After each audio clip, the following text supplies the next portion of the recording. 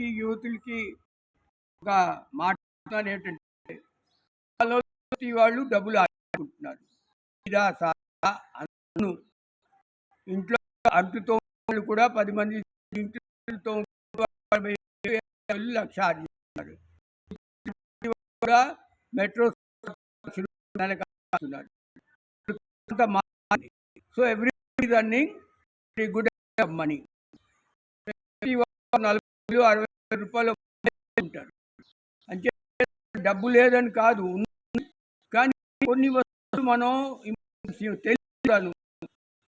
Health గురించి ఎవరు insurance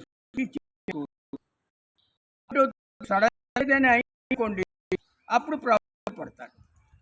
అది ఏమిటి, అంతా ఖర్చుకుంటూ హెల్త్ ఇన్సూరెన్స్ తీసుకుంటే మీకు పిల్లలకి దాని తర్వాత ఓల్డ్ ఫ్రెండ్స్ కూడా హెల్త్ ఇన్సూరెన్స్ ఉంటుంది.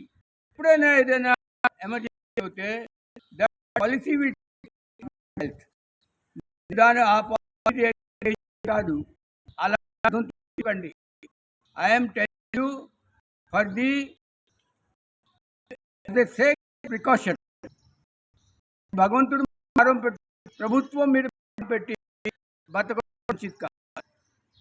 మధ్యలో కొంచెం మెడిక్లెయిమ్ ఏ మెడిక్లెయిమ్ తీసుకుని దాని సేఫ్గా ఉంచుకోవాలి. ఎలా ఉందో మనం చెప్పలేము, ఎలాగెలాగ ఎక్కువతుందో అలాగలా స్టార్ట్ అవుతుంది. పేరెంట్స్ ఎవరు ఉంచుకున్నారు మోస్ట్లీ డోంట్, అదర్వైజ్ పేరెంట్స్ కష్టపోతుంది, ఫారెన్లో ఉంటుంది. అలాంటి తీసుకుంటే పేరెంట్స్ కూడా ఆలోచించాలి. పేరెంట్స్ హెల్త్కి జస్ట్ ఇన్సూరెన్స్, హెల్త్ ఇన్సూరెన్స్లోనే జరుగుతుంది.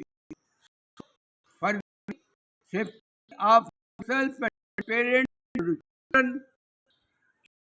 ఇలాంటి పాలసీ గురించి చెప్తున్నాను. హెల్త్ కేర్ గురించి మీరు ధ్యానండి, హెల్త్ కేర్ గురించి మీరు ఆలోచించండి, చేయండి. It will save your. ఇంకా చెడకోకండి. I'm not agent of those organization. మీ ఫ్యూచర్ గురించి, మీ వెల్ఫేర్ గురించి నేను ఎల్డర్లీ మ్యాన్ కనుక నా కర్తవ్యం చెప్పడం అని చెప్తున్నాను. As a citizen of India, మన దేశానికి ఒక సీనియర్ సిటిజన్ కనుక నా కర్తవ్యం చెప్పడం. ఇప్పుడు మా అబ్బాయి చెప్పాడు, మాకు ప్రాబ్లం, హెల్త్ ఇన్సూరెన్స్ కవర్ అవ్వము, 65 ఏదో ప్రాబ్లం ఉంటుంది, అంతా హెల్త్ ఇన్సూరెన్స్ మాకు కవర్ చేస్తుంది. నా 65 60 దాకా అంత ఆల్మోస్ట్ ఏమి ప్రాబ్లం ఉండదు. కానీ 65 అయిన తర్వాత ప్రతి వాళ్ళకి ఏదో ప్రాబ్లం వస్తుంది. అంటే మన సంతానానికి వాళ్ళ ఎంత ఉండదు. పేరెంట్స్ గురించి, parents will take care of thus through this health insurance policy.